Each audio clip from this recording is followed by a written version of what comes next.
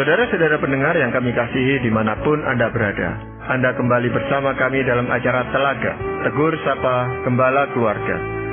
Saya Gunawan Santosa dari Lembaga Bina Keluarga Kristen akan berbincang-bincang dengan Bapak Pendeta Dr. Paul Gunadi. Beliau adalah seorang pakar dalam bidang konseling serta dosen di Seminari Alkitab Asia Tenggara, Malang. Perbincangan kami kali ini tentang hidup yang rohani dan pemberontakan anak. Kami percaya acara ini pasti bermanfaat bagi kita sekalian dan dari studio kami mengucapkan selamat mengikuti.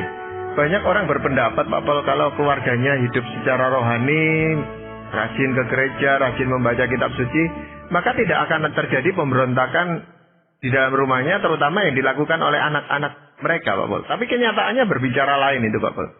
Bagaimana Pak?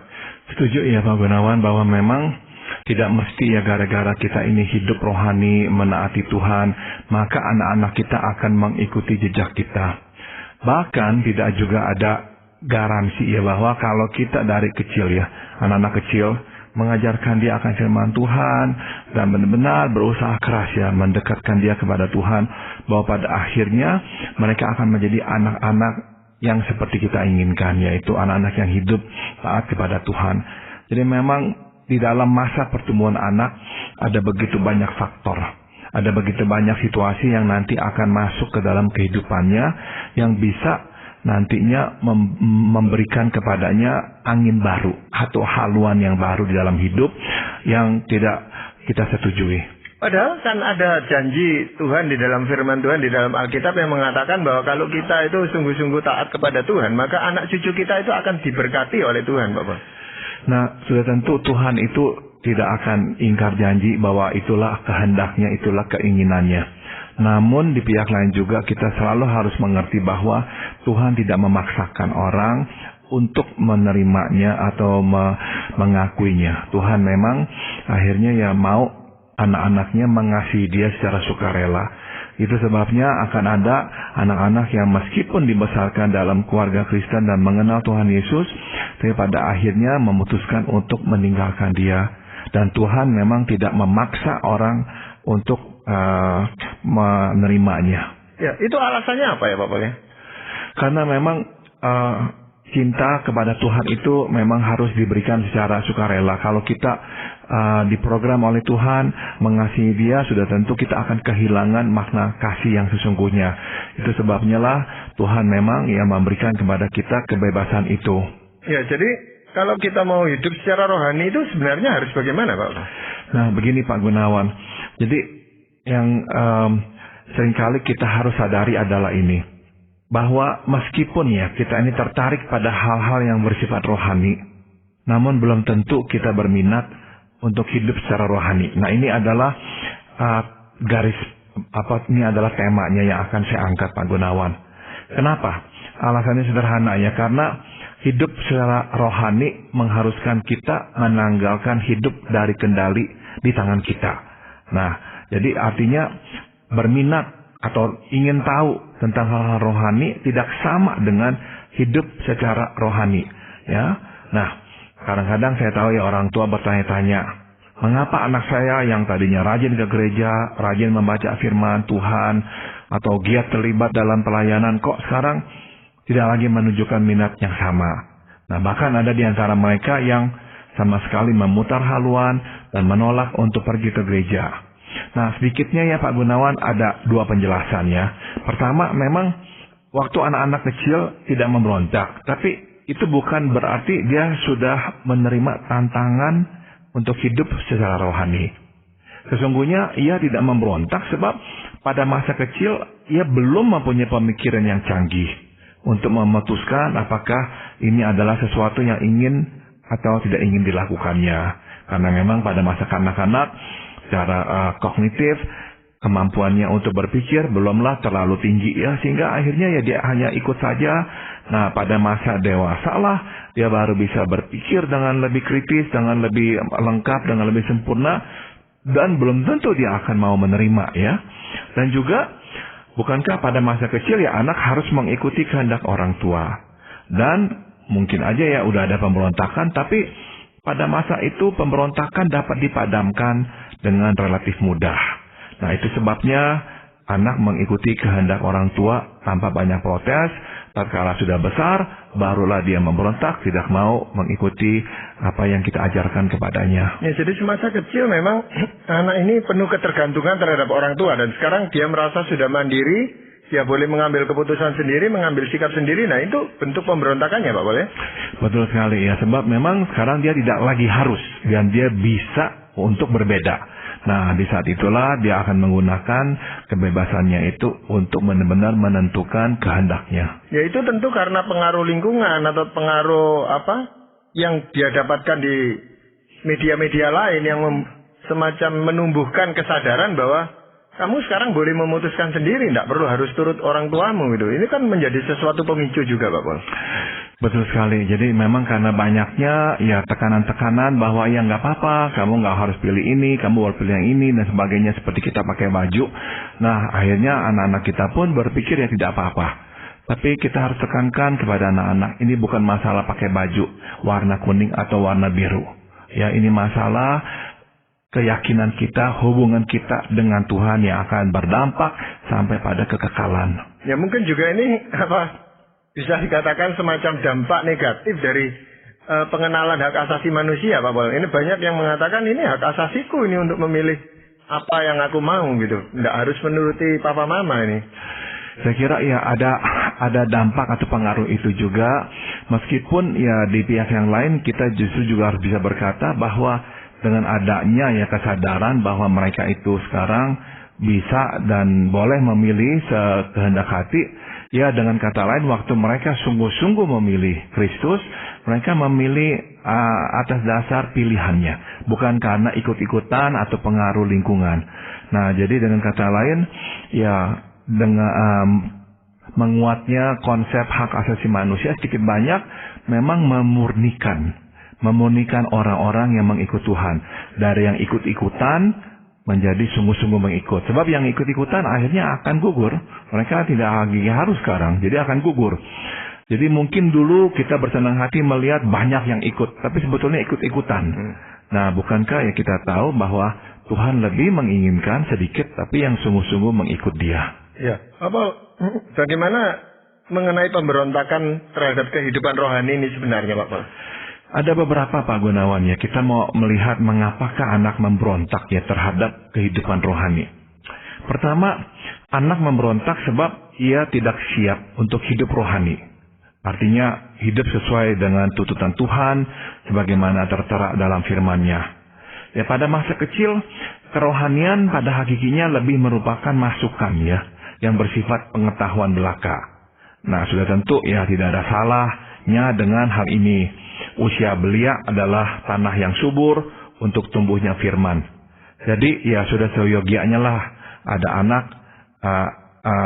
anak diajak untuk mengenal Tuhan lewat cerita serta mulai mempraktikkan disiplin rohani seperti berdoa dan membaca firman Tuhan. Namun bagaimanapun juga ya pada usia-usia kecil ini penerapan firman dalam kehidupannya relatif terbatas dan tidak semuanya relevan untuk anak-anak pada usia belia. Misalnya, godaan dosa. Ya cenderung terbatas pula sesuai dengan perkembangan tubuh dan jiwa si anak. Nah, memasuki usia remaja dan akhirnya dewasa awal, anak barulah menghadapi lebih banyak tantangan dan godaan. Pada saat itu, firman Tuhan mulailah bertabrakan dengan keinginan-keinginan yang muncul dari dalam daging. Dan pada titik ini, anak harus mengambil keputusan, menuruti kehendak sendiri atau mengikuti kehendak Tuhan. Ya, kalau anak sampai tidak siap atau belum siap menghadapi kenyataan kehidupan rohani yang seperti itu, seperti yang Pak Paul tadi katakan, suatu saat akan terjadi benturan antara apa yang dia ketahui atau imani dengan kenyataan dan kebenaran firman Tuhan, Pak Paul. Apakah itu juga bukan merupakan suatu kelalaian orang tua mempersiapkan anak atau ketidaktahuan orang tua bahwa anak akan mengalami hal itu, Pak? Sudah tentu ada bagian yang kita harus akui ya. Ini kita itu seringkali memang pada masa anak-anak kecil ya tidak berpikir sejauh itu. Menganggap ya yang penting anak-anak ke sekolah minggu semuanya akan beres lah. Nanti setelah dewasa semuanya akan beres, akan sama lah, lurus semuanya. Tapi ya saya kira ya karena kebanyakan orang tua juga yang nggak memikirkan sejauh itu dan nggak mengerti, akhirnya memang ya kurang mempersiapkan. Tapi di pihak lain juga ya kita harus mengerti juga bahwa memang pada masa kanak-kanak ya mereka hanya bisa menerapkan firman Tuhan sejauh itu. Sebab tantangan-tantangan dan godaan memang belumlah terlalu relevan dalam hidup dia. Misalnya, pada masa anak umur 9 tahun, di mana misalkan hormon-hormon seksual belum mencapai bentuk yang sempurnanya atau bentuk optimalnya, sudah tentu godaan seksual tidak terlalu relevan dalam hidup anak-anak umur 8-9 tahun. Mungkin godaan yang lebih relevan untuk anak-anak seperti itu adalah godaan misalnya berbohong, mencuri gitu. Tapi yang lain-lainnya memang belum. Jadi minuman-minuman keras, mabok-mabokan, hal-hal seperti ini juga memang belum relevan dalam hidup dia. Nah, dengan kata lain memang pada usia segitu ya tugas orang tua atau tugas gereja memang adalah memberikan masukan, panduan-panduan, pedoman-pedoman. Karena itulah yang memang yang bisa diterimanya. Nah, kita berharap bahwa dalam penyampaian-penyampaian itu kita juga mulai mempersiapkannya. Bahwa nanti kelak dia akan mungkin harus menghadapi ini. Bahwa mungkin kamu akan menghadapi itu. Nah, kita siapkan dia. Bagaimana nanti untuk bisa mengatasinya. Tapi sudah tentu mengetahui bahwa ini akan datang secara rasional tidak sama dengan sungguh-sungguh menghadapi godaan itu. Berbeda sekali. Jadi waktu dia sudah dewasa, dia benar-benar menghadapi godaan itu di depan matanya. Wah, berkata tidak itu menjadi sangat susah sekali. Berarti sekalipun dia tahu, belum tentu dia mampu mengatasi godaan dosa itu, Pak Paul ya? Betul sekali, betul sekali. Pak Paul, makin seseorang itu menjadi besar, menjadi dewasa, kan makin banyak godaan yang harus dia hadapi. Berarti kemungkinan besar dia makin jatuh di dalam dosa, itu makin tambah banyak, Pak Paul. Betul sekali Pak Gunawan. Jadi memang makin sering dia jatuh ke dalam dosa, nah ini masalahnya. Makin besar pula godaan untuk meninggalkan Tuhan. Ya. Nah, memang ada yang akan dengan terbuka ya mengakui kegagalannya. Dan memohon dukungan doa atau ya memintalah supaya teman-temannya itu memberikan dukungan, kekuatan dan sebagainya. Tapi ada pula yang tidak bersedia mengakui kegagalannya dan malah menyalahkan perintah Tuhan itu sendiri. Nah, anak yang tidak bersedia mengakui kegagalannya adalah anak yang pada akhirnya memberontak. Dengan kata lain, pemberontakan merupakan wujud pergumulannya menaati Tuhan. Tapi pemberontak ini memberontak terhadap Tuhan atau terhadap orang tuanya, Pak Bos? Nah, sebetulnya pada dasarnya kepada Tuhan. Karena dia tidak sanggup, tidak suka, tidak bisa menaati Tuhan. Nah, sudah tentu orang tua yang menjadi wakil Tuhan di rumah, yang mencoba mengingatkan anak, yang menjadi sasaran pemberontakannya dia. Tapi sesungguhnya pemberontakannya itu ditujukan kepada Tuhan.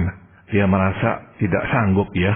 Dan dia merasa ini perintah kok nggak realistik, kok berlebihan. Nah, kok dia disalahkan, kok dia dihukum gara-gara nggak bisa menaati firman Tuhan.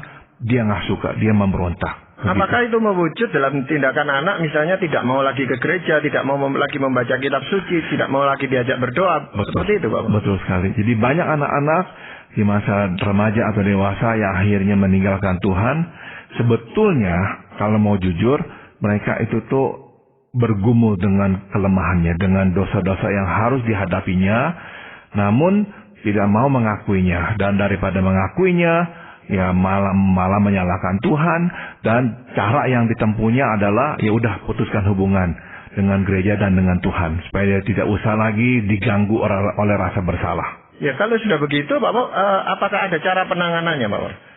Sebagai orang tua ya Pak Gunawan, kita harus mendampingi anak dengan kasih dan mengedepankan penerimaan, bukan penghakiman. Katakan kepadanya bahwa kita pun ya pernah mengalami pergumulan yang sama.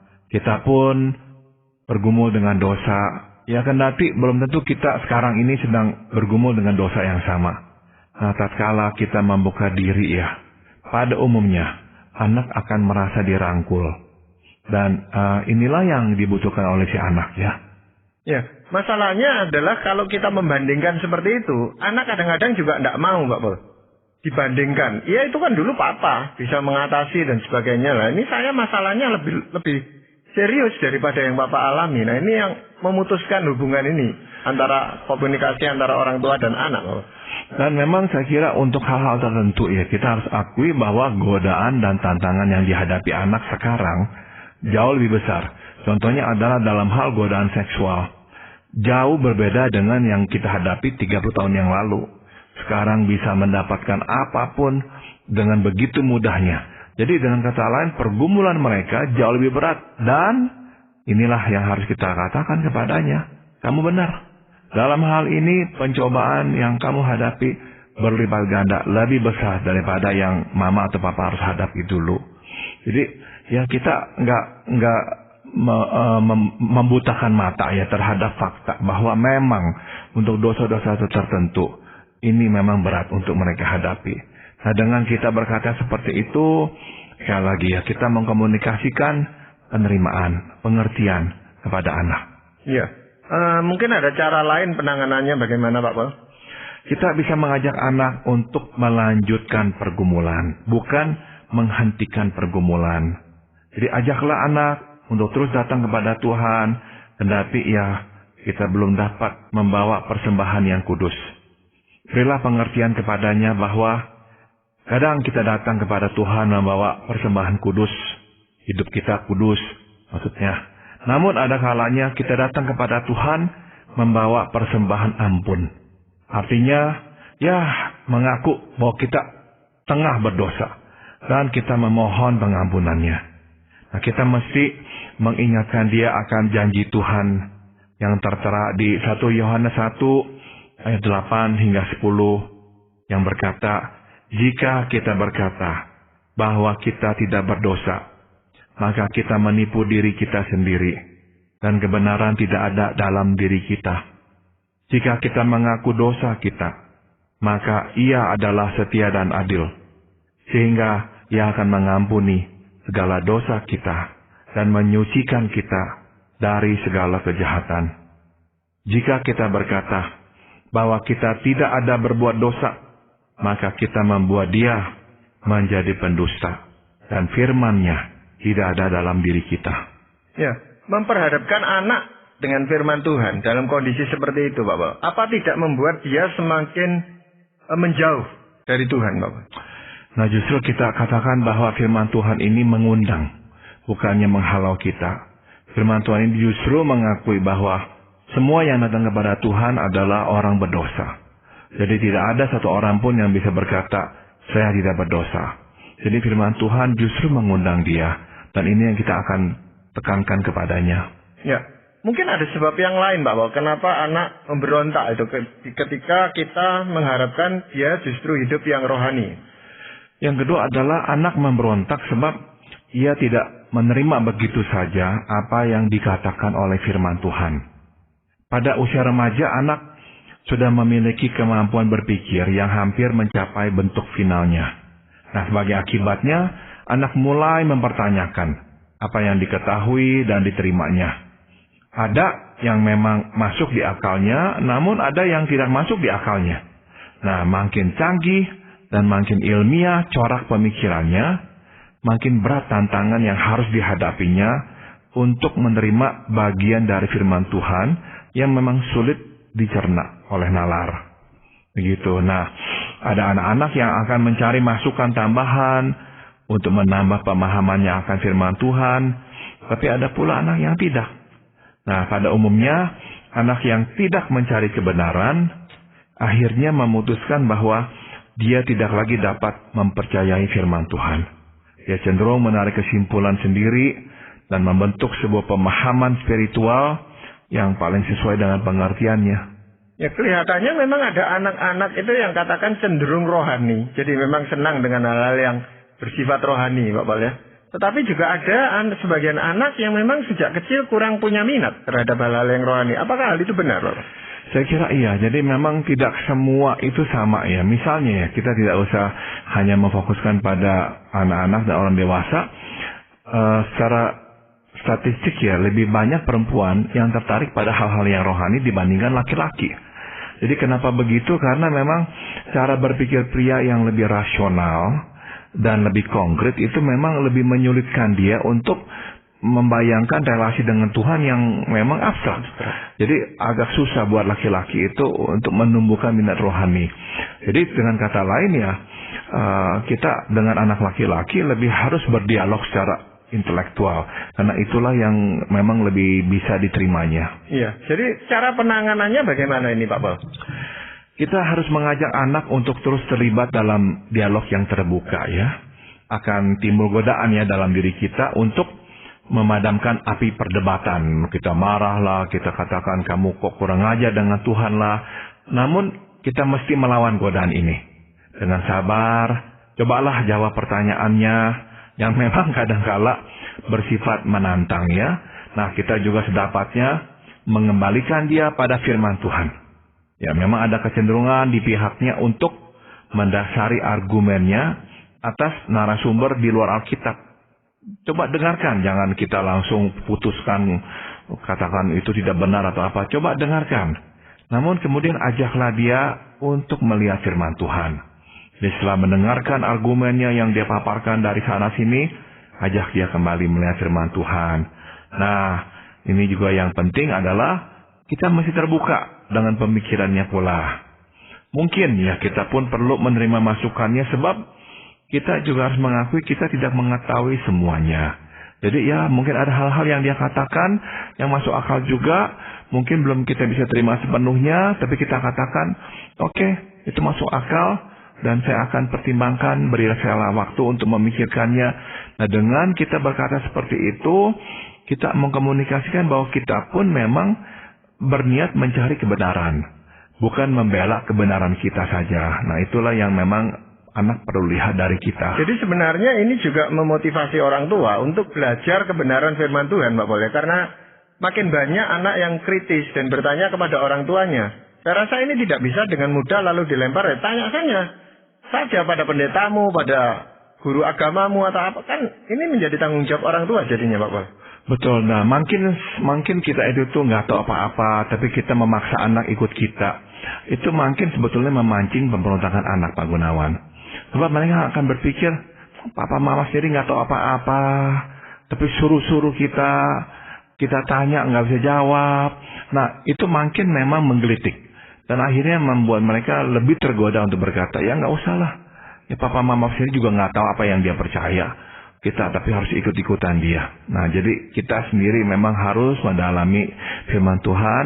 Sehingga anak pun tahu bahwa kita ini sungguh-sungguh ya mengerti firman Tuhan. Tapi kalaupun itu terjawab Pak Paul, kadang-kadang yang namanya anak remaja yang selalu ingin tahu hal yang lebih banyak, itu dia akan bertanya kepada orang yang justru tidak seiman dengan kita, yang mendukung argumen-argumennya dia gitu Pak Paul. Sudah tentu Pak Gunawan. Jadi kita nggak bisa memang ya mengisolasi dia dari lingkungan.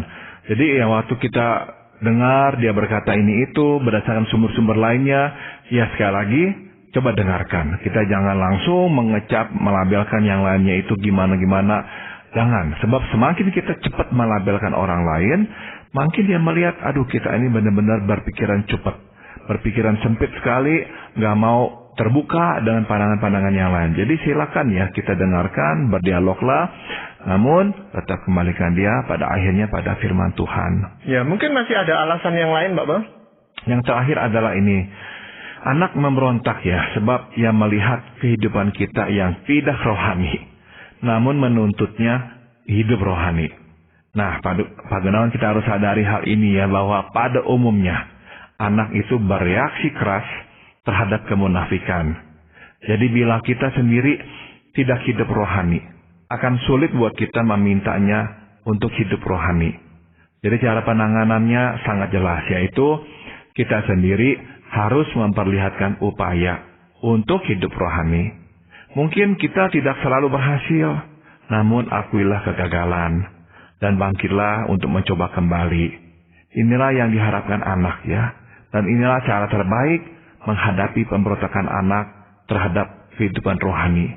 yaitu kita sendiri mencoba hidup rohani. Ya bukan maksudnya orang tua itu kadang-kadang hidup munafik Pak Paul, tetapi di dalam segala keterbatasannya, orang tua ini juga seringkali gagal melaksanakan kebenaran firman Tuhan Pak Paul. Nah kalau sudah begitu dan anak melihat, bagaimana meyakinkan anak bahwa kita itu bukan munafik, ya memang kita itu gagal kali ini. Memang kalau kita keseringan gagal, nggak bisa enggak ya, lama-lama anak akan berkata, ya percuma deh ya. Nomor satu, membuat dia merasa, ya kita itu hanya bisa ngomong, tapi nggak bisa melakukan. Nomor dua, lama-lama anak akan bisa juga berpikir, ya kalau begitu Tuhan yang papa mama saya percaya, nggak mempunyai kekuasaan yang penuh. Sehingga kok papa mama terus saja hanya bisanya ngomong, tapi terus jatuh lagi dalam dosa.